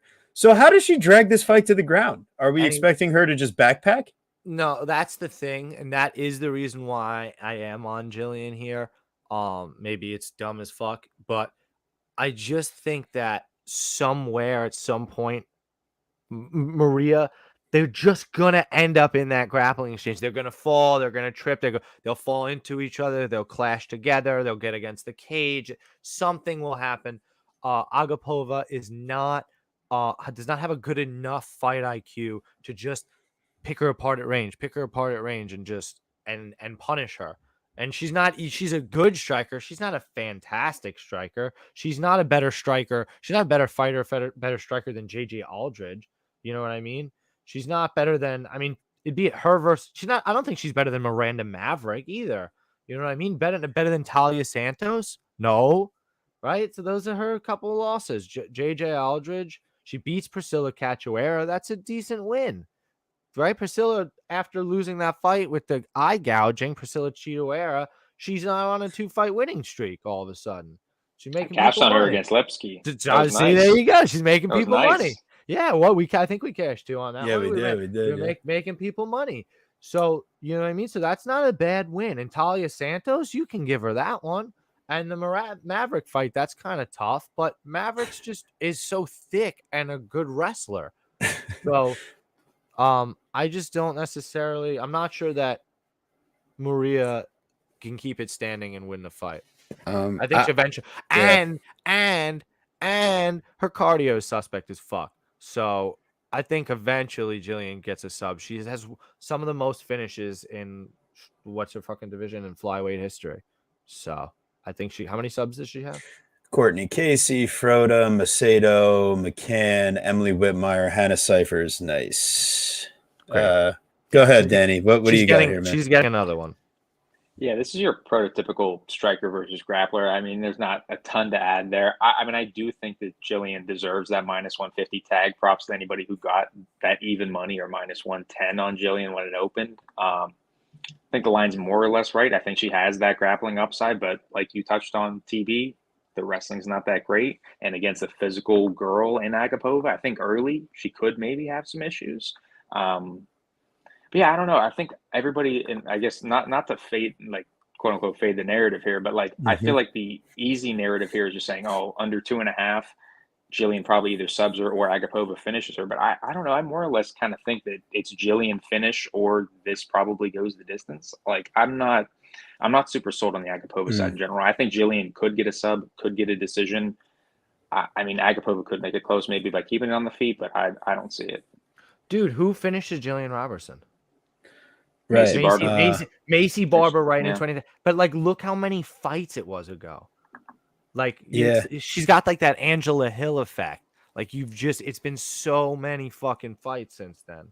Yeah, I guess my final thing about Agapova is it Wayne took Silver finished her too. That's not good. you know, it was like early second round she gasses out against Shauna Dobson. It's later into the second round where it takes 5 total takedown attempts and 3 total submission attempts to finally seal the deal. I think we saw a nice step up in the overall preparedness of Agapova. It wasn't the same type of death gassing, rather facing probably too high a level of an opponent, but they really wanted to push that matchup given Agapova's kind of like name coming off Contenders and all that. And then Moreau's, you know, coming off of her long layoff and, you know, that OnlyFans content and all that, you know, no, I mean, realistically though, I think Moreau's is a much better fighter than Jillian Robertson, like a much better fighter than Jillian Robertson. And I think Agapova as the dog here is what gets me interested. And if you just look and like Danny said, and like Guru said, I mean, who finishes Jillian on the regular? You know, like Jillian got overwhelmed mentally, it looked like in the Macy fight, and physically. I don't think Agapova is as like thick or strong, but I think her striking could be, you know, just like an issue with the length as the fight goes on if Jillian can't land those takedowns and is getting hit. So if you go Agapova by decision at plus 350 was kind of my thought, or even like, you know, there's no need to do the special here. Because either play the money line or play the decision. You know, you're playing with an underdog. But Jillian Robertson by decision is plus 450, and she's the favorite. So what's fight to go the distance? The distance plus 165. That's how you fade the narrative, isn't it? Isn't it? Yeah. Wow. Did we just stumble upon something? Until somebody gets a fucking submission or knockout in round 1, we did. I guess, but a plus 165, I mean, like, shit, man. Like, I'm willing to at least take the chance. And even, I'm not, and to get a little cute, I know it's not plus money, but I don't know, over 1.5, minus 160? Like, I know that's chalky, but, like, I don't know. But it should go. Over 1.5 in a women's MMA flyweight fight. I mean, come on, man. I like the angle you're looking at there. That's, like, parlay that with, like, the same type of idea in the Loma fight, like you could do like an over 1.5 for Loma, and then you'll get plus money overall if you want it, you know. I don't know about that. I bet over 1.5 for Loma is minus 6 million. well, I mean, like, find your piece, you know. But yeah, hey, for the over. I think we found a juicy kind of idea for that fight, though. So, yeah, stay tuned, people. We're gonna slide right along here to our next one, huh? We be sliding. Yeah. So here we go. We're getting down to our nitty gritty here. We got second to last breakdown of the card. We got Tony Gravely versus Javid Basharat. Basharat is going to be 4 years younger, have a 4-inch height advantage. They're equal in the reach, and we don't quite got all the stats for Javid as far as the leg reach goes yet. I assume, you know, after his trip to Vegas this time, they'll probably have it inputted. That's usually how it works out when they stop at the Apex. And then next time on UFC.com, you scroll down and you see like they'll have all of his info updated. So a little peek into what goes into building out the database. But Basharat, I mean, we just saw his brother get the big win on Contender Series. That was a big angle of ours. And I mean, I think we're going to see, you know, the snow leopard here, you know, do something a little similar to what we saw. But I mean, I think he might even be a little bit more live to find a finish than his brother in this spot. Well, that's for because Gianni didn't bet on him. Yeah, that's it. Or at least that we know of yet. You know? That's true. We got to figure out that dude's fucking plays. Dude, he's the only person I would ever consider buying plays to right now because it's just free money to go the other way. Oh God, yeah, but he's giving them to us for free on Contender Series. I've never seen anything like that before. That was amazing. Incredible. But anyways, as we focus here, Tony Gravely has 7 losses and 6 of them are by finish. And he loves putting that neck in the guillotine. One of them was if he goes for a Nate Maness. Yeah, that's right. That's right. Dude, Nate Maness so whether it's whether it's on the feet, whether it's on the mat, like Tony Gravely is willing to get it. You know what I mean? He's one of those guys where like he should just be a straight up wrestler, but for all the times he gassed out and got subbed and talk about bad fight IQ and stuff like that, like the guy's willing to get into these scrambles that gas him out, knowing he's going to gas out, even though he has 5-round experience. Like it's so confusing. So what I do like about Tony Gravely is that all his losses are to studs: Nate Maness, Brett Johns, Patchy Mix, Manny Bermudez, at least back in the day, Marab Dwalish-Vili, Ricky Bandejas was supposed to be good too, and our boy, his first loss ever, Pat Sabatini, and then even on the regional scene, his one loss is to Damon Blackshear that he ends up winning back. A lot of CFFC guys, has fought a ton of good competition. But guess who fits in the realm of that competition just perfectly? Boom. Javid Basharat. What do you think, Danny? Wow. And geez, go ahead, Danny. Yeah, no, I'm gonna side with Guru here. I think Gravely is a bit of a live dog here. I'm playing this more from a total perspective. I have a unit on the under 2.5 rounds at -120. I think this is an interesting fight. So from on the feet, like you touched on, Gravely does have power, no doubt about it. But the guy is hittable as well. Basharat for sure has diverse attacks on the feet, diverse kicks, spinning attacks, jump knees. He could definitely catch Tony. I think he's got a nasty front choke series as well. Could snatch up Tony's neck as well. The big thing for me on the Basharat side, though, is outside of his Trevin Jones fight, all the guys he's fought are either padded records, which you see in the 2 guys he fought before Jones, or the guys before that are just absolute cans. So I think Gravely's just a huge test in general. But my issue with him is he's just such a big flake, and he just always leaves his neck out there to get snatched up. And while they're standing, I think he's a bit liable as well to get knocked out. So yeah, I don't know. I like the under. I like the under look for sure. Okay. I like a finish as well. I definitely think that there's violence here. I can understand your trepidation in staying away from Basharat, right? I think it could be. I think we do this sometimes too. I think it's one of those classic scenarios of you see a guy's holes and you see it in a guy. Whoa, Come on, dude. Come on, Guru. Come on, Guru. You see the holes in his game. Jesus. Yes. Well, you gotta fucking specify, man. Yeah. Listen, I know what holes you're looking for. So you see. Sorry. The holes in Javid's game are, kind of obvious in that respect, but you wonder if Tony's a guy that can exploit them. And I mean, maybe specifically he can. I wonder about his fight IQ too, and shit like that. I think what's interesting is just that at least on the regional scene in general, we haven't seen Javid aggressively wrestled at all. And so Gravely, probably the best wrestler that he's faced, that he's going to face probably in the UFC. Yeah.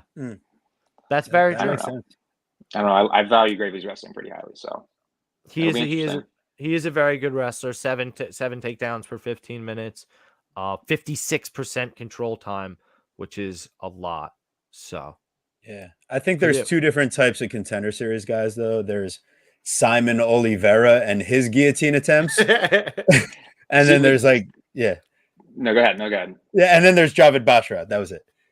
So I think what's interesting though about that though is like Gravely puts himself in those situations where like Simon Oliveira, a guy who isn't very good, a bum on the regional scene, and he has you in a fairly deep guillotine early in the fight. It's like if that's Basharat, you're probably getting slept there. Yeah, that's my ultimate thought, and that's why Crown of Combat comes together. We caught -155 before those extra 10 cents came in. Got a 3.1 to win 2. So we'll see how it goes. That's why we kept it separate instead of parlaying Basharat and Zellhuber. Now, if we can just cash on one or the other, it mitigates it. But I think we're going 2-2 here. That's my thought. Yeah, I mean, I'd like to think that they're trying to showcase Basharat in a different way, but at the same time, they could absolutely be thrown to the wolves. Yeah, dude, you think you're hot shit? Well, how about you get fucking 30-27 real quick by a really good wrestler? Well, they just made sure his brother got a second opponent on Contender Series after his first opponent outweighed himself. I think they're looking to promote a brother combo in the UFC once again. So, if you want to go the narrative route, but are we trying to fade it or not? That's the question. Yeah, I don't know. And listen, and look at somebody like Gravely. His pace is so crazy. He's still going it through. Well, as you switch stats on me as I was reading them. I'm sorry.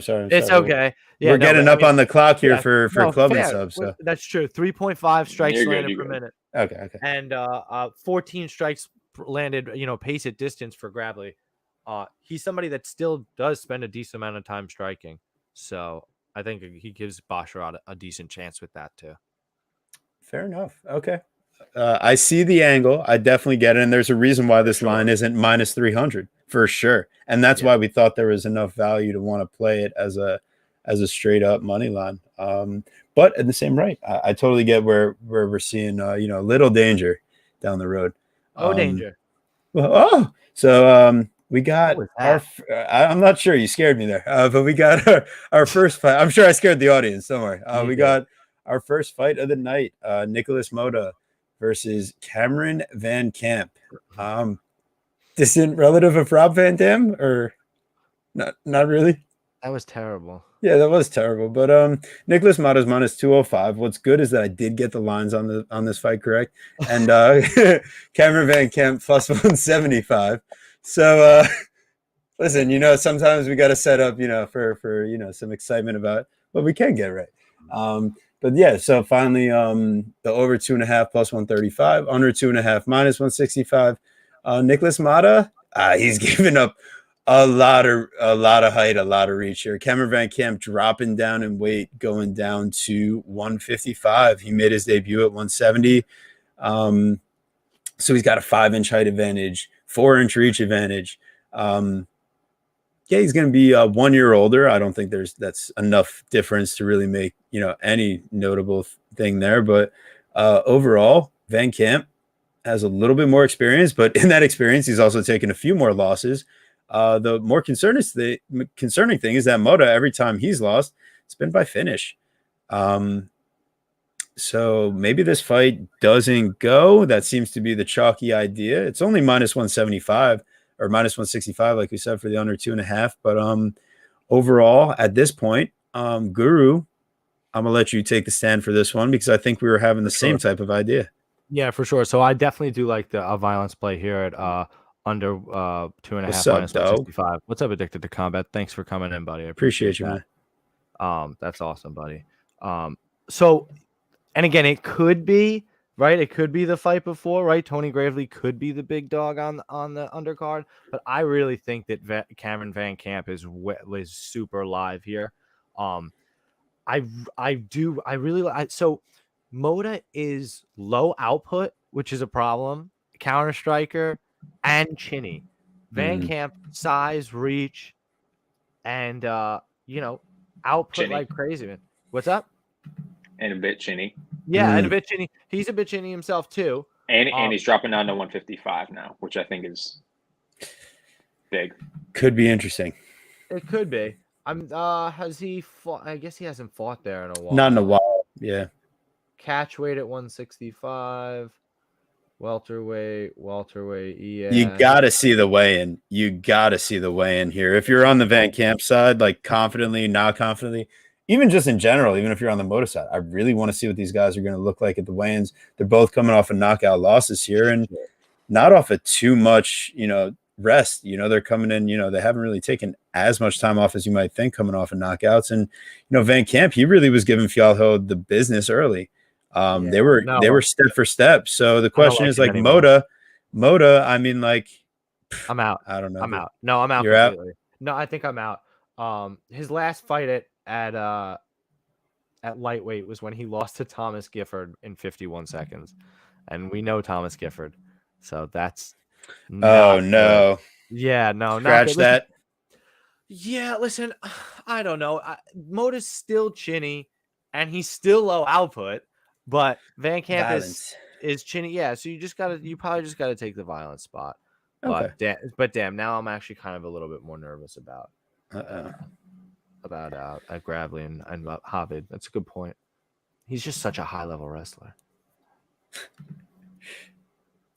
But this fight. But yeah, so for this fight, yeah, again, kind of similar to the Gravely fight. I don't mind the under. I was just looking more books to open it, first of all, because I guess DraftKings actually, for some reason, I guess the market had 155. DraftKings opened it like 185. I see now it's sitting 175. I was hoping more books was going to open around 150. But yeah, I mean, like you said, Moda is a little low output, is that counter striker, but Van Camp's just forward pressure, reckless nature coming forward. I think he's likely going to get put out on a counter, and I think he's likely going to get KO'd at some point. Damn, that's a good point. I mean, you're right, and he does hurt Jim Miller, right? He does.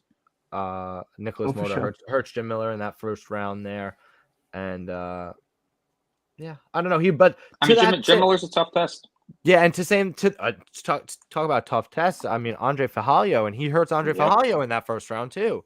I guess you're right. You really do wonder, is he completely depleted and shut down making this cut, or does he feel strong and feel good and ready to rock?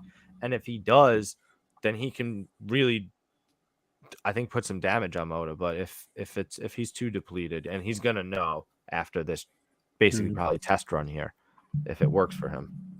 So yeah, we'll see. I'm certainly interested. This is one of the more interesting fights of the night for me, for sure. Yeah, I don't have a play on this one. But so that wraps it up there. Pretty awesome show. Things went off the rails quickly for TB. But we had a great time, and that's what counts, right? Absolutely. But seriously, you were a mess, but the show was fucking awesome. Yeah, first week back at university, finishing my undergrad. I'm in my 4th year, and I haven't been on campus for exercise science in 9 years. So I've been all over the fucking place this week. Plus, I picked up another shift of work on top of all of it because I'm a fucking broke boy. So your boy's a bit disheveled if you couldn't tell. Welcome to the party. But it's been an awesome time, and I wouldn't have it any other way. I'm excited and like doing this show with my boys and having a great time. Like, dude, this is what I look forward to every week. This is my sanctuary. So thanks for joining, Danny. You're a friend of your family now. I was about to say, I'm glad it's your sanctuary, but it ain't your therapy session, man. Jeez, nah, Doug, I was just telling the people that was it. Get a quick word No. Listen, they got to understand because this one was a bit more than normal. So that's fair. But I appreciate all you people, and Guru, take us away, man, because we got to give Danny a proper send off, and I know I can't trust myself to do that. No, seriously, TB, and thanks. So we do appreciate the life update, TB. We're all pulling for sure, son. And hey, we'll smoke one to that. So yeah, smoke one of that, buddy. You enjoyed. You haven't smoked the whole time. I don't think maybe you smoked like 6 times. It doesn't matter. It's fine. Oh, I smoked a few times. I know. I'm fucking around. Danny, dude, thanks so much for coming, man. You got to get to your pod, Club and Sub. Go check it over. He's literally going live in 15 minutes. We got to get him out of here. Danny, thanks so much for being here, buddy. We really, really appreciate it. You're the fucking man. Club and Sub, go check it out. Awesome, awesome podcast. Guru Scouting MMA, Twitter Verdict, Instagram Tapology, TB Scouting MMA, Twitter Verdict, Instagram Tapology. Guys, we get a week off. I think we want to do a Dana White Contender Series pod this Tuesday. We'll do our best.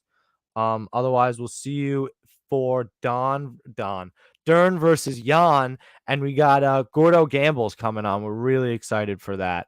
So at the very latest, we'll see you in like 2 weeks.